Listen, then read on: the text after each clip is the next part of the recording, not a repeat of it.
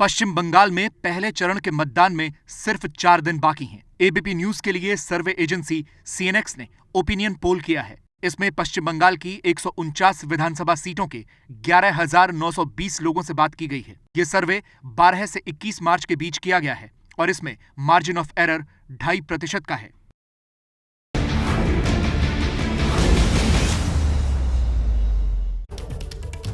नमस्कार, आप देख रहे हैं एबीपी न्यूज। आपके साथ हूं मैं रोबिका लियाकत। तो इस बार पश्चिम बंगाल में मास्टर स्ट्रोक किसका? पश्चिम बंगाल में पहले दौर की वोटिंग के लिए अब कितने दिन बचे हैं बताइए। 27 मार्च को ये वोटिंग होने जा रही है। मतदान से सिर्फ 4 दिन पहले एबीपी न्यूज ने पश्चिम बंगाल की नब्ज को टटोला है। आपके चैनल के लिए ये ओपिनियन पोल सर्वे एजेंसी सीएनएक्स ने किया है और ये सीएनएक्स का तीसरा पोल है। मतदान की तारीख बेहद करीब आने के बाद हमने पश्चिम बंगाल के मतदाताओं के दिल का हाल जाना है, जिससे पश्चिम बंगाल की अगली सरकार को लेकर एक और तस्वीर बनती है जो ये बताएगी कि क्या ममता बनर्जी की वापसी होती है या बीजेपी बाजी मारने वाली है। क्या कांग्रेस और लेफ्ट का गठबंधन किंग मेकर बन पाता है या छोटी छोटी पार्टियों के पास कुर्सी की चाबी चली जाती है। इन सभी सवालों का जवाब यकीन मानिए अगले 1 घंटे में आपके पास होगा। लेकिन सिर्फ यही सवाल नहीं, आंकड़ों का गणित है नहीं, रोमाना इसार खान 10 बजे आपके लिए उन सवालों के जवाब लेकर आने वाली है जो आपके जहन में चल रहे हैं कि कौन सा मुख्यमंत्री चेहरा पसंद आ रहा है, कौन से काम को पसंद किया जा रहा है।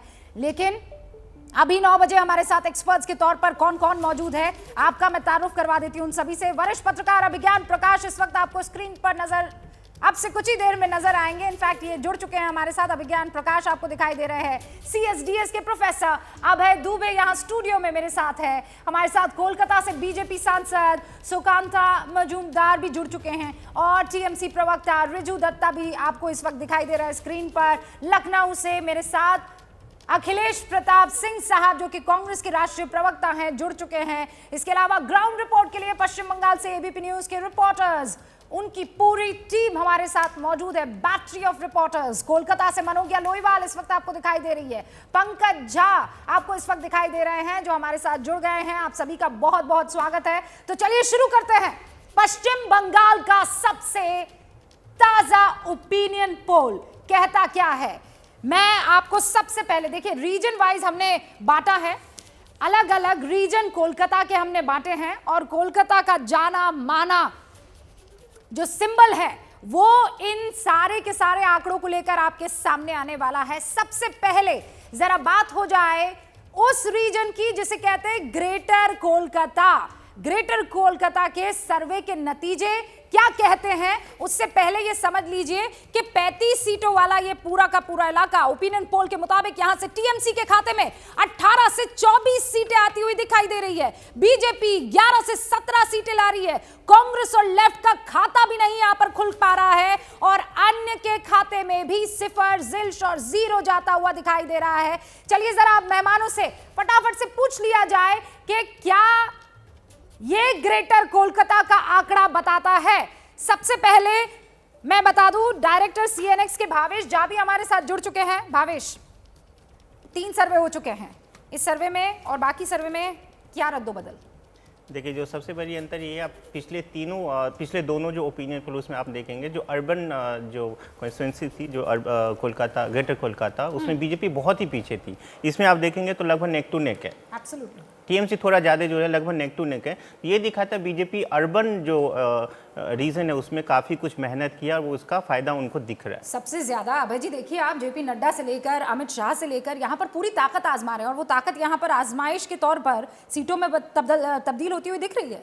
अब देखिए, भारतीय जनता पार्टी ने जो जिसको आप कहते हैं ना आयातित उम्मीदवार, चाहे वो स्वपन दास गुप्ता हों, चाहे अशोक लाहिड़ी हों, इन लोगों को जब से उतारा है चुनावी लड़ाई में, तब से बंगाल के भद्र लोग पे, जो वहाँ का संभ्रांत वर्ग है, इसके बारे में माना जाता था कि भारतीय जनता पार्टी से उतना खुश नहीं है। हाँ, तो उसकी तरफ एक रुझान हो सकता है, उसका असर दिखाई पड़ रहा हो। दूसरी बात, आप इस आंकड़े में देखेंगे कि इसमें कांग्रेस और सीपीएम को कुछ भी नहीं मिल रहा है।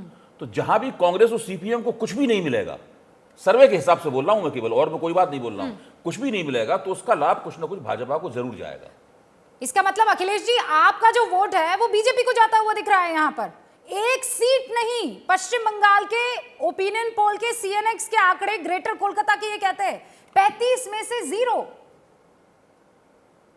तो बोल दीजिए बीजेपी वाले चले जाएं राजभवन, आपका एग्जिट पोल का रिपोर्ट लेकर के वो ले लें। ये सब पिछले जब से आदरणीय मोदी जी आए हैं तब से इस तरह से ये सब कैंपेन का पार्ट है। पहले दिखाएंगे पीछे है, फिर बढ़ते जाएंगे, चुनाव आते आते एकदम लीड करने लगते हैं। इससे ज्यादा ये सब बहुत तो सुन ये चुके हैं हम लोग। जी अखिलेश जी कुछ नया बोलिए, ये सब बहुत सुन चुके हैं। तकलीफ होने लगी, डिस्टर्बिंग एलिमेंट तकलीफ होने लगी आपको। डिस्टर्बिंग एलिमेंट का इतनी मेहनत Disturbing करी बोलिए है ना। सर, आप कुछ नया बोलिए ना, ये सब हम लोग बहुत सुनते हैं बहुत। ये सीएनएक्स के डायरेक्टर हैं, डिस्टर्बिंग एलिमेंट नहीं है। हाँ, आंकड़े आपको डिस्टर्ब कर सकते हैं, अंडरस्टूड। बीच में जो बोलेगा, अब आप जो बीच में बोलेगा वो डिस्टर्बिंग एलिमेंट ही है। और सुनना सीख लें, निंदा सुनना सीख लें। ये मोदी जी और बीजेपी की जो कंपनी है उस तरह से मत अपना व्यवहार रखिए। सर आप सच में ऐसी बातें कह रहे हैं? निंदा करना सीख, निंदा सुनना सीख लीजिए। ये कौन बोल रहा है? अखिलेश जी, कांग्रेस के प्रवक्ता। आप बोलने फिर मैं बोलूं? नहीं, बस मैं अचंभित तो हो ही सकती हूँ ना सर आपके स्टेटमेंट पर। हाँ, आगे बढ़िए। एकदम होइए अचंभित। आपको अधिकता, हमें कोई आपत्ति नहीं है, हमें जलेस मात्र भी हंसी नहीं आ रही आपके अचंभित होने पे। बात दरअसल में ये है कि 3 सीटें पाने वाली बंगाल में बीजेपी आज बंगाल में चुनाव किस मुद्दे से लड़ रही है? एक नया मुख्यमंत्री दिया अभी उत्तराखंड में, तो देखा आपने, एक विप्लव दास है, देखा आपने। अभी बीजेपी का लिबरल चेहरा देखा आपने, जो हमारे रक्षा मंत्री, गृह मंत्री जी हैं, इस तरह से वहाँ से एक स्थानीय केंद्रीय मंत्री को कैमरे और बीजेपी हम हमारे दो जो हैं उनके और कैमरे के बीच में कोई आ बन जाए और फिर उनका व्यवहार के वादे राज करेंगे। ओके, सुकांता मजुमदार जो है इसका जवाब देंगे अखिलेश जी। 2 और रीजन मैं फटाफट से जरा दर्शकों को दिखा देना चाहती हूँ। ये जो दूसरा रीजन है ये भी आपको अचंभित करने वाला है, वो इसलिए क्योंकि ये है उत्तर बंगाल।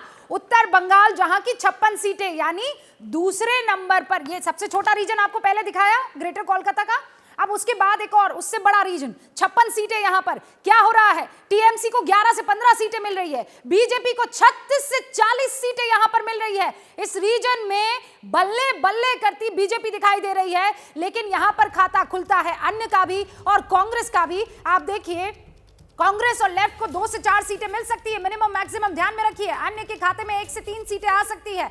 अब जरा आगे बढ़िए, उत्तर बंगाल के बाद दक्षिण पूर्व जिसकी 84 सीटें, सेकेंड लास्ट बड़ा रीजन है ये दक्षिण पूर्व का। टीएमसी को 55 से 59 सीटें। आगे इस वाले रीजन में बीजेपी में देखिए 15 से 19 सीटें बीजेपी के खाते में। कांग्रेस और लेफ्ट 8 से 12 सीटें यहां पर ला सकती है और अन्य के खाते में यहां पर कुछ भी नहीं। 2-1 का स्कोर है। अभी आपने ध्यान दिया ना, मैंने 3 रीजन बताए हैं। 2 रीजन में इस वक्त आप देखिए वो पार्टी आगे जिसके बारे में सोचा नहीं जा रहा था। भावेश जल्दी से क्विक रिएक्शन। देखिए, इसमें जो नॉर्थ रीजन है इसमें बीजेपी 2019 में भी बहुत अच्छा परफॉर्म की थी और उसका बड़ा रीजन है ये जो पूरा इलाका है उसमें ये इनका गढ़ रहा है, जो ओबीसी फैक्टर बहुत बड़ा इंपॉर्टेंट है यहाँ पे। और दूसरा जो वहाँ पे जो दार्जिलिंग इलाका है उसमें बीजेपी बहुत अच्छा काम की है, उनका जो आरएसएस है उसका भी बहुत अच्छा रोल है। दूसरी बात ये है कि जो आप साउथ ईस्ट रीजन जो आपने अभी बताया उस रीजन में क्या है, वो एक माइनॉरिटी डोमिनेटेड रीजन है, तो उसमें कांग्रेस अच्छा परफॉर्म कर रही है, मतलब ठीक ठाक परफॉर्म कर, अच्छा तो नहीं कहेंगे, ठीक ठाक परफॉर्म करी, कुछ सीटें लेके आ रही है। हाँ, ठीक ठाक परफॉर्म करी, कुछ सीटें लेके आ रही है। उसकी वजह ये है कि वो बीजेपी वहां पे लगभग बहुत ही खराब हालत में, यदि बीजेपी अच्छा परफॉर्म करती तो शायद यहाँ पे टीएमसी से आगे निकल जाती उस रीजन में, यदि बीजेपी अच्छा परफॉर्म करती तो। अच्छा, मजूमदार साहब एक सवाल मैं पूछूंगा कि जो अल्पसंख्यक प्रधान इलाका है, तो यहाँ पर क्या कांग्रेस और टीएमसी के बीच में मुसलमानों के वोट नहीं बट रहे हैं? अगर बट रहे होते तो भाजपा को उसमें फायदा दिखाई पड़ता। देखिए, वो जो रीजन है उसमें अधिकतर जो सीटें लगभग वो माइनॉरिटी डोमिनेटेड है। बीजेपी वहाँ पे कुछ करके भी, यदि बीजेपी वहाँ पे यदि 10% वोट यदि एक्स्ट्रा इनको डिवाइड भी हो जाता तो बीजेपी उतना आगे नहीं पहुँच पाएगी। ओके, नहीं पहुँच पाएगी। रीजू दत्ता भी हमारे साथ जुड़े हैं, सुकांता मजुमदार भी। सुकांता मजुमदार, अखिलेश यादव ने आपके ऊपर, अखिलेश प्रताप सिंह ने, माफ कीजिएगा, आपके ऊपर कुछ गंभीर आरोप लगाए हैं, जरा उनका जवाब दे दीजिएगा। अच्छा, मजुमदार साहब हमारे साथ नहीं है। रीजू दत्ता, 2-1 से मामला आगे है, बड़ा टफ कॉम्पिटिशन इस वक्त दिखाई दे रहा है। सुकांता क्या मेरी आवाज आप तक सुकांता सुन पा रहे? हाँ, सुकांता। हाँ, देखिए, अखिलेश जी की बात छोड़ दीजिए। कांग्रेस और लेफ्ट यहाँ पे, एक्चुअली कांग्रेस और लेफ्ट यहाँ पे कुछ नहीं है। वो अब्बास के चेहरे के पीछे छिपे हुए हैं, मुखोटा है और आवाज कुछ नहीं थोड़ी है। सी बढ़ा अब्बास दीजिए पीछे प्लीज। से अब्बास पीछे से आप वहाँ पे तीर चला रहे हैं और उनका जो वोट परसेंटेज है वो 6% से ज्यादा नहीं आएगा। मैं आपको बोल रहा हूँ 6% से नीचे जाएगा और उनकी बातों का जवाब देने की हमारी जरूरत भी नहीं है। जो टक्कर है वो टीएमसी और बीजेपी के बीच में हो रहा है। टीएमसी और बीजेपी इन दोनों के बीच पे लड़ाई है और लड़ाई में हम जोन के हिसाब से जो भी आप रिजल्ट दिखाई वो आपकी एग्जिट पोल की बात है। हम 200 के पार जाएंगे। अरे पर ये तो अमित शाह वाला डायलॉग है जो आप आज मार रहे हैं कि हम 200 के पार जाएंगे। अभिज्ञान प्रकाश भी कुछ कहना चाह रहे हैं। अभिज्ञान देखिए, बहुत बहुत शानदार और हाँ, मैं आपके सारे पोल्स में अभिज्ञान, मतलब ये अभी सस्पेंस बरकरार है। मैच ना एकदम कांटे की टक्कर वाला है। 3 रीजन आ चुके हैं, एक में एक आगे, दूसरे में दूसरा आगे और अभी आखिरी रीजन बचता है। हाँ देखिए, मैंने आपके प्रोग्राम में हमेशा कहा, सारे ओपिनियन पोल्स में आप लोगों के साथ रहा हूँ कि अभी तक एक कंसिस्टेंसी थी। इसमें थोड़ा सा परिवर्तन नजर आ रहा है और परिवर्तन नजर आ रहा है भारतीय जनता पार्टी के फेवर में। अब इसका 2 आकलन बहुत स्पष्ट होगा कि वक्त के साथ बीजेपी ने अपनी मेहनत बदली है, अपनी स्ट्रैटेजी बदली है। इंटरेस्टिंग मेरे लिए अभी तक के जो आपने आंकड़े बताए हैं उसमें सबसे ज़्यादा महत्वपूर्ण है, जैसे अभय दुबे कह रहे थे कि क्या भद्रलोक जो है अब अलग नज़रिए से बीजेपी को देख रहा है, क्योंकि अर्बन एरियाज़ में बीजेपी पिछले 3 पोल्स में कहीं भी दमदारी से नहीं नज़र आ रही थी। इसमें पहला इंडिकेटर आया है, पहला संकेत आया है कि हाँ, बीजेपी शहरी इलाकों में, और बीजेपी हमेशा शहरी इलाकों में अच्छा करती है, ये उसका ट्रैक रिकॉर्ड है 2014 से ही अगर हम सिर्फ आकलन करें तो शहरी बंगाल के इलाकों में बीजेपी ने अपने को जिस पोजीशन में पहले थी वहां से रिकवर किया है। तो इसलिए बाकी रीजन्स भी हम देखेंगे, लेकिन अभी तक मेरे हिसाब से ये बड़ा फैक्टर मुझे नजर आ रहा है जो आंकड़े रूबिका अभी तक आपने दिए उसके हिसाब से। देखिए, अभी ये समझना बहुत जरूरी है, जो मैं दक्षिण पश्चिम की सीटें अभी लेने वाली हूँ और दर्शकों को दिखाने वाली हूँ, वो सबसे बड़ा रीजन है। 119 सीटों वाला रीजन है। बहुत कुछ उस पर भी निर्भर करता है। रीजू हमारे साथ जुड़ चुके हैं। रीजू जी, अब तक के मैच में ये जो दिखाई दे रहा है ओपिनियन पोल में, 2-1 से टीएमसी आगे दिख रही है, क्योंकि पहले ये हो रहा था कि कभी आप आगे कभी बीजेपी आगे, लेकिन 98 सीटों के साथ में मैक्सिमम अगर ज्वाइन कर लेती हूँ इन 3 रीजन के, तो 98 टीएमसी को मिल रहे हैं और 76 बीजेपी को। देखिए रूबिका जी, इसमें सबसे अहम बात यह है कि मैंने तो अभी आपका पूरा ओपिनियन पोल आएगा, बट आप उसमें भी देख लीजिएगा 2016, 2018, 2019 और अभी 21 में भी हमारा जो वोट शेयर परसेंटेज है वो 43, 44, 45% के बीच में हमेशा रहता है। यहाँ पर सबसे अहम जिम्मेदारी है सीपीएम और कांग्रेस का और इनका गठबंधन का, क्योंकि इनके ही जितने वाम थे वो सब अभी राम बने बैठे। अगर ये अपना थोड़ा वोट शेयर रिकवर कर लेते हैं तो बीजेपी 50 से नीचे आ जाएगी। तो ये लोग क्या करते हैं वो देखने का बात है। हमारा वोट शेयर 43 to 47% में रहेगा और हम लोग बहुमत का सरकार बनाएंगे। अब नेक्स्ट जीतेगा, आप तो बोल बनाएगा। रीजू साहब, चूंकि आप वोट शेयर की बात कर रहे हैं, आप कह रहे हैं कंसिस्टेंसी बनी हुई है टीएमसी की, उतना ही वोट मिला है जितना उनको पहले के चुनावों में मिला था, तो क्यों ना अभी वोट शेयर दिखा दिया जाए। मैं आंकड़े दिखाती हूँ और उसके बाद इस मसले को आगे बढ़ाते हैं। मेरे 2 सहयोगी भी इस वक्त हमारे साथ जुड़े हुए हैं और जो वोट परसेंटेज है उसके मुताबिक आप देखिए टीएमसी कहां पर, बीजेपी कहां पर, लेफ्ट और आईएनसी कहां पर, क्योंकि जो अगला रीजन है 119 सीटों वाला, वो मैं अभी सस्पेंस के तौर पर रख रही हूं, क्योंकि वो सस्पेंस खुला तो बहुत कुछ खुलने वाला है और इसीलिए आपको ये वोट प्रतिशत देखना चाहिए। 294 सीटों पर टीएमसी 40% है, बीजेपी 38%। अगर बीजेपी 1% बढ़ती है, टीएमसी 1% घटती है, भावेश ये हो सकता है। अगर इसमें जरा भी ऊपर नीचे होता है तो दोनों बराबर हो जाएंगे। कांग्रेस लेफ्ट 16% पर और अन्य 6%। इस पर आप देखिए खेला कहां होगा, ये सबसे बड़ा सवाल है, क्योंकि ये बड़ा सवाल इसलिए बन जाता है, बहुत कांटे की टक्कर है। आपने देखा ना 40-37, तो एक अगर परसेंट घटाता है और दूसरा परसेंट अपना बढ़ाता है तो क्या हो जाएगा, ये रहा, ये कुछ होगा। 15 फरवरी, 8 मार्च और 23 मार्च, ये पिछले 3 ओपिनियन पोल के वोट प्रतिशत आप देखिए, टीएमसी जैसा अभी रिजू बोल रहे हैं, कंसिस्टेंसी बनी हुई है लेकिन लगातार गिरती हुई कंसिस्टेंसी है। 41% से 42%, फिर 40%। बीजेपी, टीएमसी के बाद बीजेपी देखिए आप 37%, फिर मामला घटा 34%, लेकिन फिर बढ़ा और ये देखिए 38% पर। कांग्रेस और लेफ्ट देखिए आप 17% से शुरुआत होती है और मार्च के महीने में जब ओपिनियन पोल होता है तो देखिए 20% तक चला जाता है मामला। यही वो टाइम था जब हम इसका जिक्र कर रहे थे कि +6 हो रहा है। ये अचंभित करने वाली बात थी और फिर 23 मार्च आते आते 16% अन्य के खाते में आपको दिखाई दे रहा है, लेकिन कंसिस्टेंसी इतनी क्लोज है कि कुछ भी हो सकता है। अब जरा ये जो प्लेट है वो देखिए, पिछले चुनावों से वोट प्रतिशत की अगर मैं तुलना करूं तो आज का वोट प्रतिशत सर्वे ये बताता है कि टीएमसी को 40%, 2016 विधानसभा में ये था 45% और 2019 के जो लोकसभा हुए थे उसमें ये 43% था। नीचे बीजेपी की तरफ आइए, 38% आज का सर्वे कहता है, लेकिन 2016 में देखिए आप तब्दीली देखिए 10% और अब 2019 लोकसभा को देखें तो 40%। लेफ्ट और कांग्रेस भी आपके सामने है। 38 तक चला गया था 2016 में विधानसभा में ये वोट शेयर, लेकिन फिर गिरा लोकसभा में 13%। मेरे साथ मेरे सारे सहयोगी मौजूद हैं और साथ में मौजूद हैं सारे खास मेहमान। सबसे पहले पंकज आपका रुख करती हूं। पंकज, चुनाव की तारीख पास आते आते कंपटीशन भी बड़ा नजदीक आ गया है, बहुत नजदीक।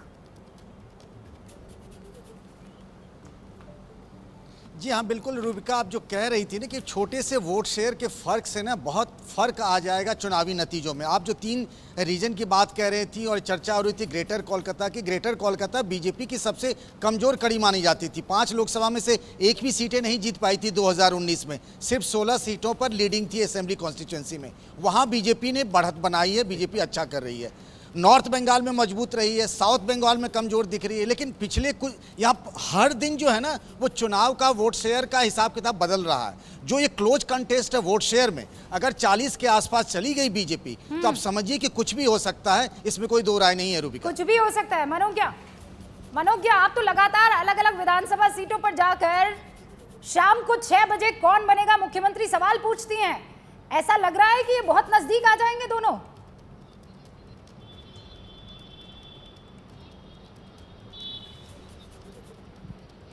देखिए रूबिका, मेरा जो एक्सपीरियंस रहा है बंगाल से, खास तौर से पिछले 2 दशकों में मैं एक चीज देखी है, जैसे ही रूट मार्च शुरू होता है केंद्रीय फोर्सेस का, लोग बोलना शुरू करते हैं। ऐसा नहीं है कि बंगाल की जनता जानती नहीं है या फैसला नहीं कर चुकी है, लेकिन अब बोलना शुरू कर दिया है ओपिनियन पोल में। दूसरी बड़ी बात, प्रधानमंत्री की रैलियां शुरू हो गई हैं बंगाल और आसपास के इलाकों में, जो सबसे बड़ा गेम चेंजर या तुरुप का इक्का माना जा रहा है बीजेपी का।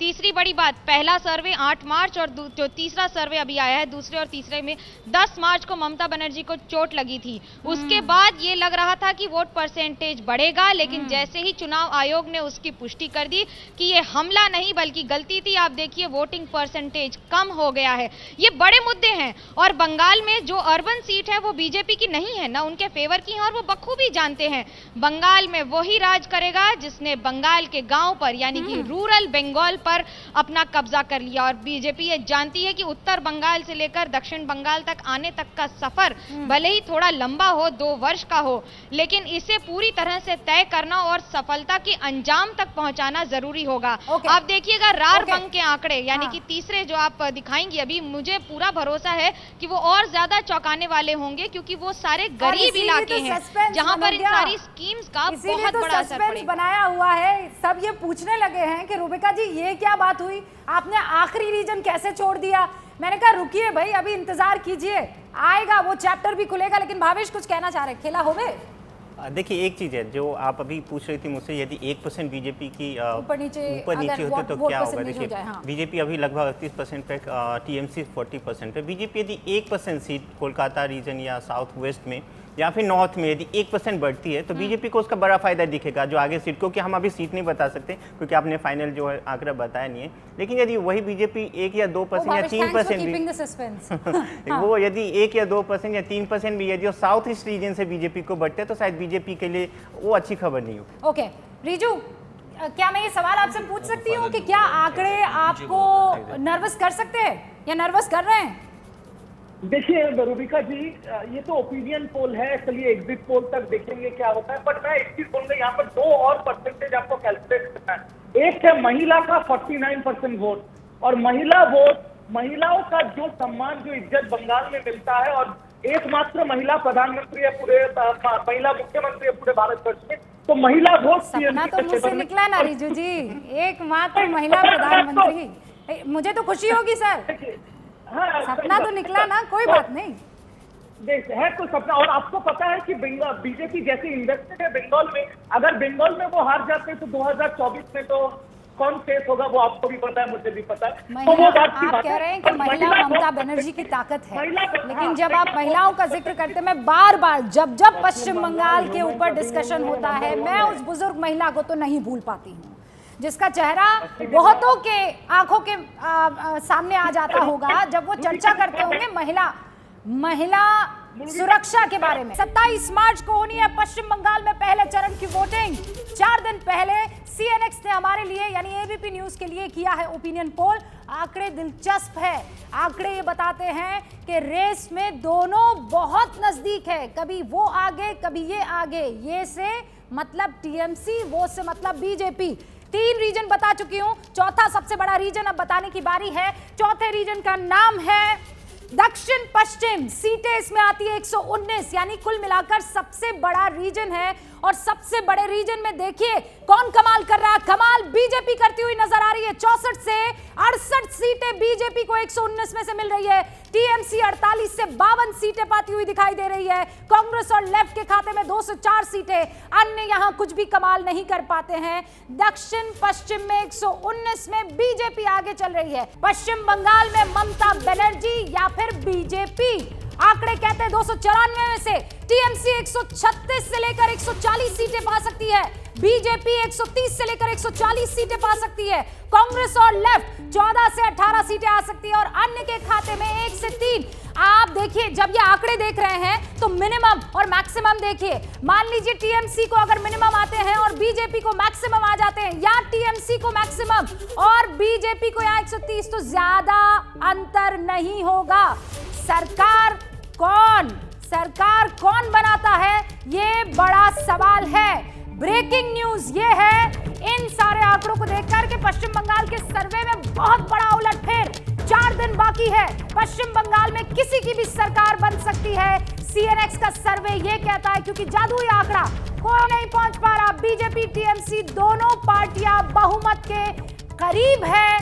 दोनों ही पार्टियों में से कोई भी बना सकता है, जिसको बुला दे सरकार उसकी। आंकड़े कुछ ऐसे दिख रहे हैं। हमारे साथ मनोज्ञा जुड़ी हुई है। मनोज्ञा, वही बात जिसका जिक्र आप कर रही थी, 119 मैच गया आखिरी सेगमेंट में या आखिरी रीजन में बीजेपी के पास। अभिज्ञान मेरे साथ जुड़े हुए हैं। अभिज्ञान, नहीं देखिए, ये बिल्कुल अब भावेश झा साहब को बिल्कुल क्लैरिफाई करके ये बात स्पष्ट करनी पड़ेगी, क्योंकि भारतीय जनता पार्टी, मैंने पहले भी ये मुद्दा उठाया था, ये लाइन ले रही थी कि लोग बोलते नहीं है, अपने मन की बात नहीं बता पा रहे हैं, इसलिए बीजेपी के अच्छे आंकड़े नहीं हैं। अब जब ये इतना बड़ा उलटफेर है कि नेक टू नेक हैं और दोनों में से कोई भी थोड़े से आंकड़े इधर उधर होने पर सरकार बनाने की स्थिति में आ रहे हैं, तो जरूर मैं भावेश जी से पूछूंगा कि क्या अब जो बातचीत हुई है सर्वे लेते वक्त लोगों से, क्या लोग ज्यादा वोकल हैं, ज्यादा स्पष्टता बता पा रहे हैं कि वो किसको फेवर कर रहे हैं, क्योंकि ये तो बिल्कुल तस्वीर बदल के रख दे रहा है पिछले सर्वे से। देखिए अभिज्ञान, पहली बात ये है कि पहले भी ऐसी कोई तकलीफ नहीं थी कि लोग बोलना नहीं चाह रहे थे। हमारा एक अपना मेथोडोलॉजी है जिसके अकॉर्डिंग लोग बोलते हैं, अभी भी इस बार भी वही बात है। लेकिन पिछला जो हमारा सर्वे था, पहले भी डिस्कस किया ना, बीजेपी ने ये, देखिए बीजेपी ने ये लाइन ली थी और आज बीजेपी कहेगी कि वो पॉलिटिशियन है, वो पॉलिटिकल पार्टियां कुछ भी बोल सकती है। नहीं तो आज पता नहीं क्या अभिज्ञान, तो पूछ लेते ना मजूमदार जी से। अच्छा, मैं पहले क्लेरिफाई कर दूं। आपसे पहले तक, बस एक सेकंड, आपसे पहले तक जब भी बीजेपी की सरकार नहीं बन पाती थी पश्चिम बंगाल में, तो एक्सक्यूज ये होता था कि वो यहाँ नॉर्थ में कहते बोलबे ना करी, कि बोलते ही नहीं है, हम क्या करें, जवाब ही नहीं देते हैं, डर रहे हैं वहां के वोटर्स, अभी भी डर रहे हैं। देखिए, डर की माहौल तो अभी भी पश्चिम बंगाल में है, तो क्योंकि फिर अभी आपकी भी जो सरकार पुलिस कैसे प्रशासन- बहुत नजदीक है पुलिस बनने के? प्रशासन है और पुलिस प्रशासन हमेशा टीएमसी के साथ रहते हैं। और इस बार मैं आपको बोल रहा हूँ, हमारे जो संकल्प पत्र आए हैं, मैनिफेस्टो आए हैं, इस मैनिफेस्टो के बाद से बीजेपी का ग्राफ बढ़ रहा है, चल रहा है, और भी वोट जितना नजदीक प्लीज आएगा, मजुमदार जी, मुझे ये हमारा बात ग्राफ मत और भी बताइए बढ़ेगा। प्लीज मजुमदार जी। आपको लगता है कि मैनिफेस्टो पढ़ते हैं? जनता पढ़ती है मैनिफेस्टो? सच्ची बात बताइए। मैनिफेस्टो पूरा तो नहीं पढ़ती, लेकिन मैनिफेस्टो की जो मोटी मोटी बातें हैं वो तो लोगों की निगाह में रहती हैं, ऐसी बात नहीं। रीजू साहब कुछ कहना चाह रहे हैं? मजुमदार साहब रुकिए एक सेकंड, रीजू साहब कुछ कहना चाह रहे हैं? मैं सिर्फ इतना कहना चाहता हूँ कि मेरे सामने रूपिका जी, उनका आसम का और त्रिपुरा का भी 2019 का मैनिफेस्टो पढ़ा है। तो मैं अमित शाह जी का जो सबसे फेमस वर्ड है ना, वही बोलना चाहता हूँ। ये सब जुमलाबाजी, चुनावी जुमला छोड़ दीजिए। लोग आप समझ गए, आप लोग नफरत फैला और जुमला बांटिए, कुछ नहीं होने वाला। हाँ, लोग अभी बोलने लगे हैं, पहले नहीं बोलते थे, ये सब भी साइड कर दीजिए। ओपिनियन पोल का सम्मान कीजिए, जो लोगों ने बोला है, चलो सब कुछ समझ के बोला है। आप लोग का सीट बढ़ेगा, जरूर बढ़ेगा, पर मैं ये बोल रहा हूँ कि सीपीएम के जो लोग आपके कैडर आपके पास है, वो लोग अगर वापसी करते और ये लोग अपना वोट शेयर बढ़ाते हैं, तो हम लोग 40 to 43% लेंगे, 170-200 सीट मिलेंगे, और आप लोग 80-90 से 50 सीट आ जाएंगे। ओके, अखिलेश जी कुछ कहना चाह रहे हैं? रीजू साहब रुकिए, एंड थैंक यू। आपने कहा कि ओपिनियन पोल का सम्मान करें, कम नेता होते हैं जो कहते हैं। मजुमदार साहब एक सेकंड बस अखिलेश जी को बोल देने दीजिए, क्योंकि वो भी आपसे ही सवाल करेंगे। तो ऐसा कीजिएगा कि पैकेज में आप जवाब दे दीजिएगा, है ना अखिलेश जी? रूबिका जी, देखिए 2 मई और बीजेपी गई 5 राज्यों, और ये आपका जो शोध चल रहा है, इसमें भी दिखाया जा रहा है पहले से भूमिका की तैयारी हो गई है, क्योंकि ममता बनर्जी की तुलना में नड्डा जी की फोटो लगी है, मोदी जी की फोटो हटा दी गई है। तो मतलब ब्लेम पे मोदी ना आवे, अभी से पहले से तैयारी कर ली गई है। और देखिए, मोदी जी बस रैलियां करते रहे, थोड़े रैलियां और बढ़ा लें, तो अपने आप बीजेपी का सुपड़ा साफ हो जाएगा, क्योंकि इनके जो वादे हैं, जुमले हैं, वो लोगों को और याद आते जाएंगे। पिछले लोकसभा से लेकर के जब से किए गए, वो सब याद आते जाएंगे। अखिलेश जी, आपने पर ये तो नहीं बताया, आपने कहा 2 मई। भाई अखिलेश जी, आपने कहा थोड़ा बोल लेने दें। हाँ, 10 सेकंड और। न ममता न मोदी, बंगाल में कांग्रेस सबसे बड़ी अलायंस बन के उभर के सामने आने वाली है, क्योंकि बीजेपी का कोई मुद्दा नहीं। शुरुआत किया था धर्म ओके अखिलेश जी, 10 सेकंड का वादा था। पंकज जी, आपका तो उत्तर प्रदेश से भी नाता है, अखिलेश जी को बहुत अच्छे से आप जानते भी है। बीजेपी एक बार आई तो अगले 25 साल यहाँ राज करने वाले हैं, तो वो चाहती है कि लेफ्ट भले ही ना आए, तृणमूल कांग्रेस आए। ये जो लेफ्ट का 2 खेमा है, इसमें जो खेमा भारी पड़ेगा उसको एक्चुअली खेमे के दो आगे, खेमे के दो पीछे, खेमे आगे, खेमे पीछे, खेमे। अभिज्ञान बताइए कितने खेमे? इससे तो रूबिका एक बहुत दिलचस्प सिचुएशन जो कुंतल साहब ने कहा है, ये निकल के आती है कि लेफ्ट का एक हिस्सा बीजेपी में जा रहा है और एक हिस्सा टीएमसी में जा रहा है, तो लेफ्ट के पास कुछ भी नहीं बचेगा इस चक्कर में। ओके अभिज्ञान, पहली सुलझाइए अभिज्ञान। मैं बस 3 पॉइंट जल्दी से रेस करना चाहूंगा सवाल के तौर पर। पहला, क्या मैं अब ये समझूं या मैं ये मानूं कि बंगाल पहले से ज्यादा बोल रहा है? पहला पॉइंट, क्योंकि अभी भी एक हिस्सा ये मानता है कि बंगाल में राय स्पष्ट नहीं आ रही, लेकिन आंकड़े तो अब बीजेपी और टीएमसी को बराबर लाकर खड़ा कर रहे हैं। दूसरा, ये मेरे लिए बड़ा इंटरेस्टिंग है कि क्या वहाँ पर जैसे जैसे चुनाव नज़दीक आ रहे हैं, लोगों ने कहा अगर आप ग्रामीण बंगाल पर नहीं अपनी पकड़ बना सकते तो बंगाल नहीं जीत सकते। क्या महंगाई वगैरह कोई मुद्दा नहीं है, या पेट्रोल वगैरह जैसे मुद्दे जिससे भावेश बार बार कह रहे हैं, ये अब पीछे चले जाएंगे, ये भुला दिए जाएंगे एज द इलेक्शंस प्रोग्रेस? तो ये 2 पॉइंट मेरे लिए बहुत अहमियत रखते हैं, क्योंकि फिर यहाँ से ही इन 2 मुद्दों से ही और अब मैं चाहती हूँ कि इस पर पॉलिटिकल रिएक्शंस हो जाएं। अखिलेश जी सबसे वरिष्ठतम यहाँ पर हैं, सबसे पहले एक सफाई दे देना चाहती हूँ। 30 सेकंड जो है हर एक मेहमान को अब इस सेगमेंट में मिलेंगे, बहुत सारे मेहमान हैं, 30 सेकंड का ब्रेक नहीं था, 30 सेकंड का वक्त मिलना था, यकीन मानिए। अब सारे खास मेहमान हमारे साथ जो कि जुड़े हुए हैं। अखिलेश जी, वादा आपसे था, अब मुझे जो कुछ भी अभी आंकड़े हैं उस पर रिएक्शन दे दीजिए, खासकर लास्ट में जो कुंतल ने कहा सर 2 खेमों में बटा लेफ्ट। रूबिका, देखिए बीजेपी के पास बंगाल में चुनाव लड़ने का कोई मुद्दा नहीं है आज के तारीख में। जो दे लेके वो चले वो उनके लिए बैक फायर कर गया। जैसे शुरू में वो लेके चले धर्म, उनके प्रदेश अध्यक्ष ने भगवान राम और दुर्गा के प्रति किस तरह से अपमान सूचक बातें कही कि वो स्कीम से गायब कर दिए गए और बीजेपी ने धर्म का आधार छोड़ दिया। फिर वो सीए पे आए, सीए भी बैकफायर कर गया क्योंकि बंगाल में बीजेपी का सीए पे कुछ और बोलते हैं, आसाम में कुछ और बोलते हैं, तमिलनाडु में कुछ और बोलते हैं, वो उनको बैकफायर कर गया। फिर वो विकास पे आए और विकास के भी दिख गया कि सब सारे मोदी जी के और बीजेपी के राज्यों के सिर्फ जुमले हैं। वो टोटली कंफ्यूज है बीजेपी बंगाल में, उसके पास कोई एक मुद्दा नहीं है। मुद्दा बदल रही है बार-बार बीजेपी में, पता क्या चलेगा और क्या फ्लॉप हो जाएगा। मजुमदार साहब 30 सेकंड में जवाब दीजिए।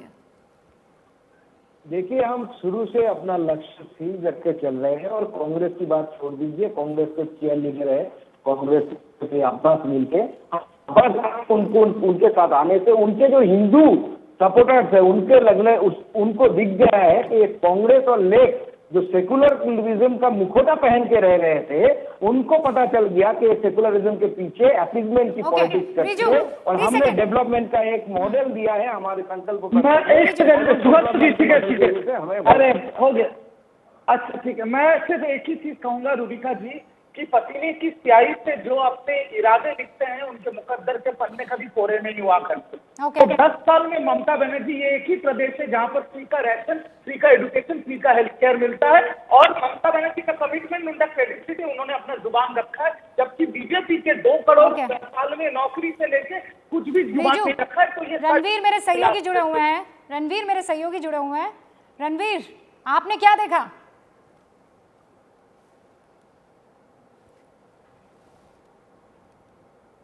और कलिंगपोंग, दार्जिलिंग से कोलकाता तक ट्रैवल कर चुका हूं और इस बीच में एक चीज़ पाया है कि किसी के लिए भी लड़ाई आसान नहीं है। और सबसे खास बात जो मैंने महसूस की, बंगाल का जो भद्रलोक है जिसको इंटेलेक्चुअल कहते हैं, वो भी जो पहले कम्युनिस्ट हुआ करता था वो अब बीजेपी के लिए सोचने लगा है और साथ ही आम आदमी के लिए प्रधानमंत्री मोदी का एक चेहरा है। लेकिन टीएमसी चूंकि लोकल पार्टी और एक जो मुद्दा उठा रही है वो बंगाल की बेटी का, तो बंगाल की बेटी बनाम बाहरी का मुद्दा टीएमसी उठाना चाहती है और ऐसे में प्रधानमंत्री का चेहरा है और यही लड़ाई है। तो किसी के लिए भी लड़ाई आसान नहीं है। ये जंग आसान नहीं होने वाली है। खेला होगा कि विकास होगा, और विकास होगा तो किसका विकास होगा, ये भी बड़ा सवाल रहेगा। बहुत बहुत शुक्रिया आप सभी का मेरे साथ जुड़ने के लिए। लेकिन 2 मेहमान मेरे साथ रुकने वाले हैं। रिजू आप रुकेंगे और साथ में भावेश रुकेंगे, इसलिए क्योंकि मेरी सहयोगी रोमाना इसार खान अब इंतजार कर रही है तमाम दर्शकों का कुछ बड़े ही दिलचस्प सवालों के साथ। बने रहिए, देखते रहिए एबीपी न्यूज़, आपको रखे आगे।